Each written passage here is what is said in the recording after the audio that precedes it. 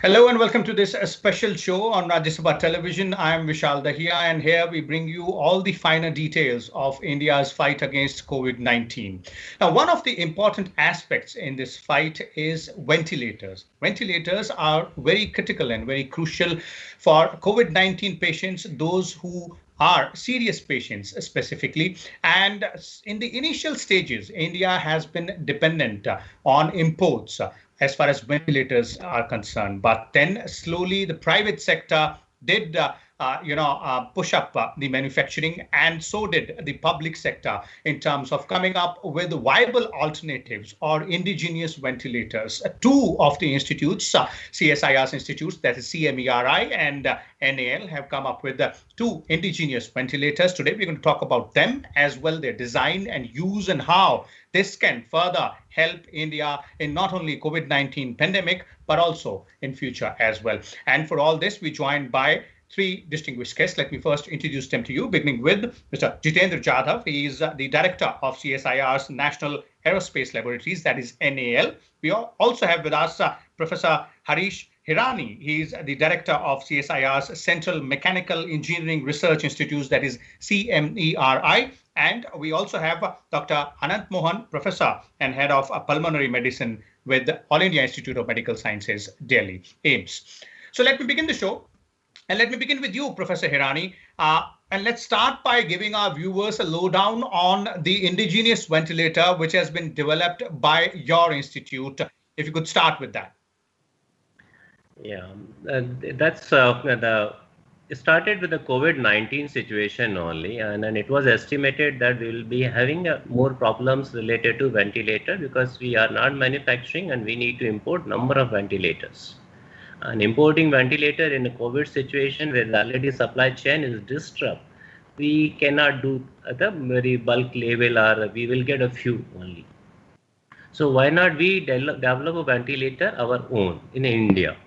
And then we started research in the month of April, and we started going through the number of research papers, some MIT thesis, some WHO guidelines, as well as indicating what has been already happened and what are the different materials available in India, because we also require supply chain. So we thought first, let's after doing a study, what we realized that the 80% COVID patient are having mild illness, and 15% patient will require hospitalization, and remaining 5% will be require ICU hospitalization. So 20% hospitalization, 15% in normal rooms, and maybe 5% require ICUs. Mm-hmm. In ICU, more or less, it is a ventilator, which is very important. And then 15%, which we are saying in other hospital, they also can be treated with oxygen therapy. Because when the illness increases, initial oxygen therapy is sufficient to provide. And then when we studied oxygen therapy, we realized there is a volume based, and there is a transition from oxygen therapy to the ICU, and the patient doesn't get a very long time. It may be a couple of hours to a couple of minutes also. So why not we bridge this gap?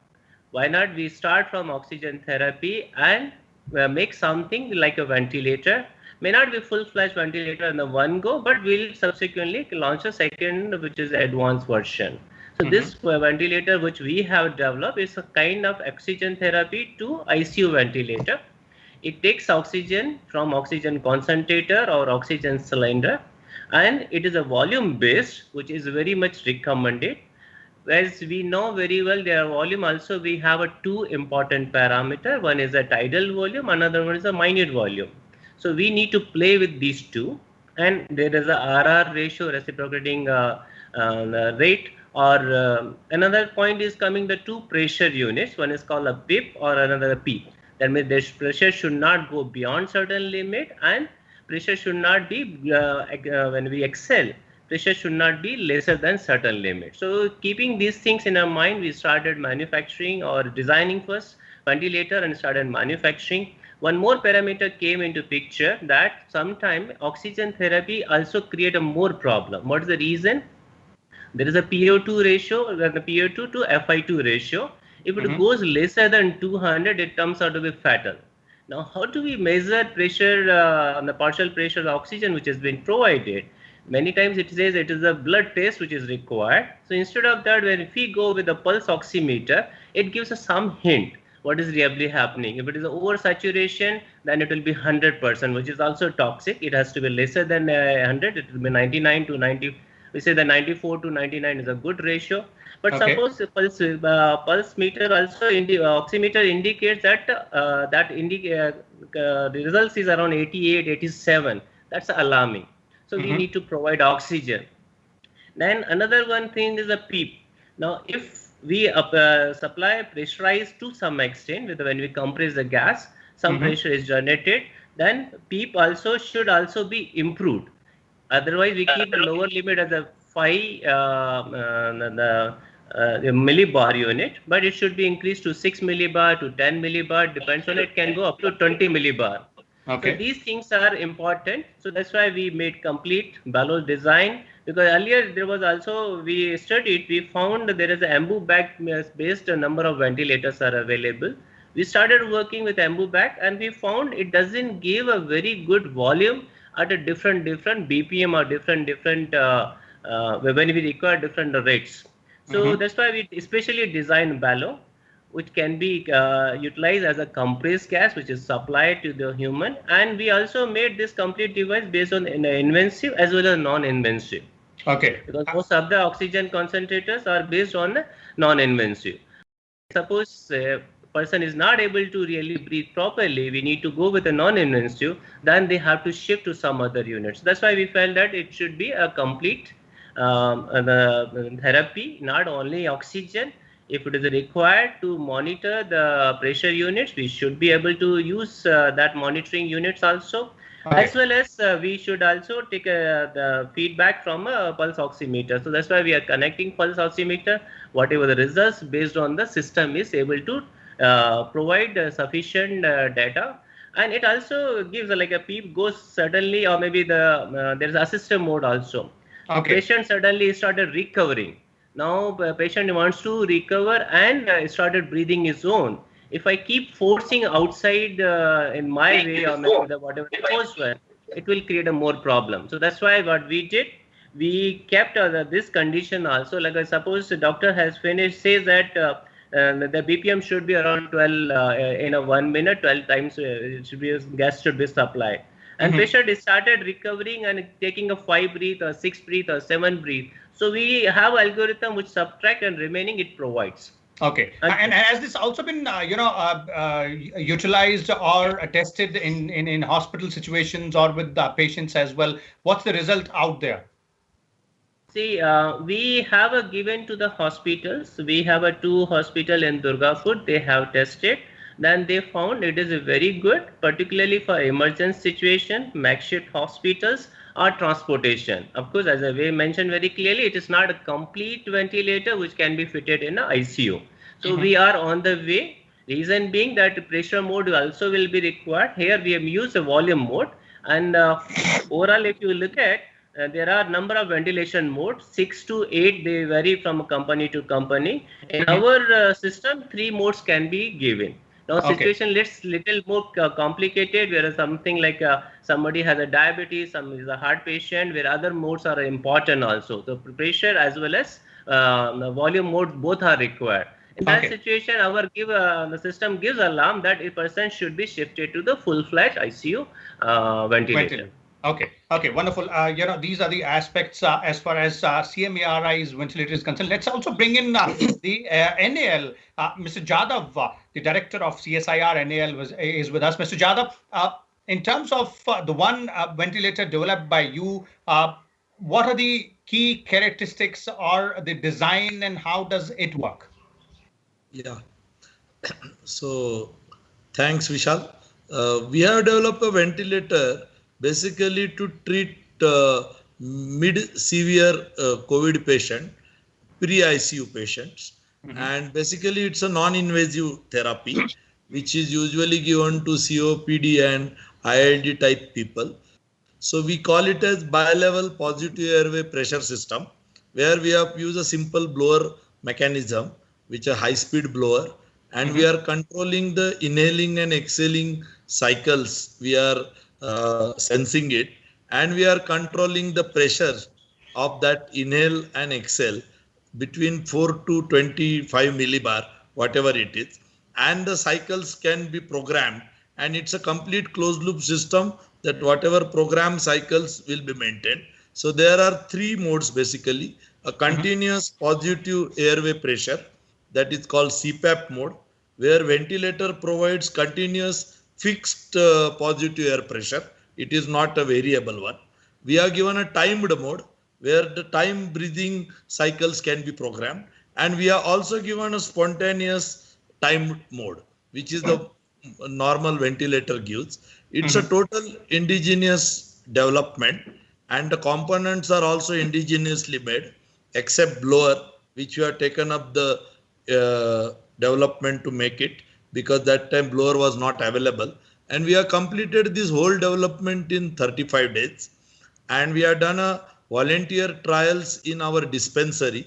So we have done about 200 hours volunteer trials, and including few patients who are sleep apnea or COPD related. And today we have been cleared by ethics committee of Manipal Hospital. And then the trials at clinical trials, regular clinical trials at Manipal Hospital will start in a week time, and we will be trying on 10 patients, and after that we may get approval for this DCGA, and this whole thing is costing very cost effective. That's all I can say. Definitely. Indigenous and oxygen concentrator is an external connection, and one unique thing about this is we have put a T-joint with a HEPA filter, so that there is a fear of elevating virus when we breathe out. So that has been arrested by a innovative T-joint with a HEPA filter, so that virus will not go out. So that is the uniqueness of this design. Okay, let me bring in now Dr. Anant Mohan. Dr. Mohan, you have heard both the directors here, CMERI and NAL, and the design characteristics of the ventilators which these institutes have come up with, non-invasive in terms of NAL specifically, and CMERI has some other characteristics as well. Two important questions here, Dr. Mohan. One is, how would you look at the design viability of these two ventilators vis-a-vis COVID-19 situation, one? And two, in terms of our requirement, not only right now, but going ahead from here onwards, apart from COVID-19 pandemic, ventilator obviously is a very important equipment as far as ICU is concerned. Yeah, so first of all, I think it's very encouraging the fact that India-made ventilators are coming up. That is the first thing I'd like to say. Very encouraging, because so far we have been dependent only on foreign-made ventilators, and that creates a problem of availability sometimes. So in the current situation, the thing that we need is to be prepared.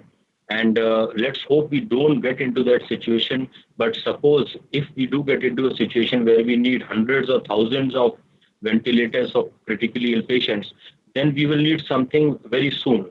And and if it is being made in India and our own country, I think that is the best bet for us. So it's a very welcome step. And as far as the design is concerned, hearing both our learned directors who have made these ventilators, so basically what happens is that let's understand that the ventilator, as already has been said, is not immediately meant for the high-end ICU setting. It is not immediately meant for the really critical patient, but it should be something which may be available more at a district level, secondary level also, pre-tertiary level also, so that even if patients go there and develop respiratory failure, a doctor there should be competent enough, and he should have the facility of a ventilator to at least put the patient on a ventilator and then save him at that particular point of time. So these ventilators, whatever has been said, they do seem to be having those parameters, the pressures, the volumes, and all the technical aspects that have been talked about, the monitoring of the pressure, the monitoring of the concentration of the oxygen. So all these parameters are there. So at least a basic level management of a patient of respiratory failure, I think, should be possible. And then it is basically a transport ventilator. One can transport the patient on that ventilator to the next level of the hospital if he requires further care. So in that way, I think it is good that these can be made in bulk and they can be supplied to the designated centers even at the district or the secondary levels. The non-invasive ventilator also the same thing. It is before the person is so sick that he requires to be ventilated. These machines are normally tried and they are tried to try and in an effort to prevent ventilation. So in that situation also it would be very useful to have these ventilators. As far as the longevity is concerned, of course, once this pandemic is over, then it would be really good if the work can continue, the refinements can continue, maybe improvements can continue, because all this has been done in a very short span of time. Obviously, there will be much scope of improvement, which I'm sure will be done. So refinements, whether it is in the parameters or whether the logistics or whatever has to be done will be done. So it will, I'm sure, over the period of time, it will come up to the international standards also.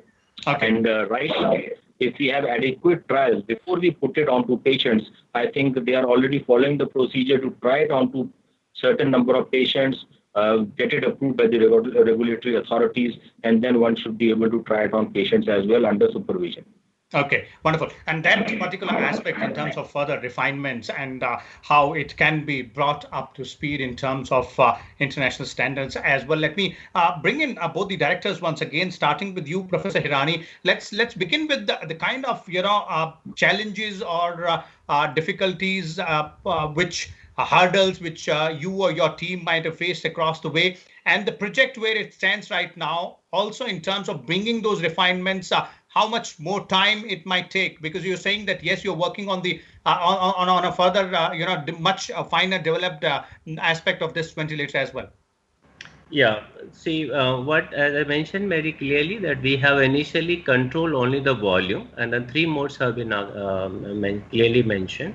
Then we have a pressure mode. We have already designed and we have already received the components also. So we required assembly of those components and then few trials on that. So it's a pressure, then volume, and then we have a pressure come volume also. As a spontaneous, as Director Anil has mentioned word. So we are also bringing that. So around 8 modes we will be able to do by, I think within a month. We are giving first initially we thought June end, but trials may start in first week of the July. And here the more and more intelligence has to be brought. Reason being that whatever the ventilator we are importing, it has a number of settings. Number of knobs are there, and then it being indications are also there. How do we set it?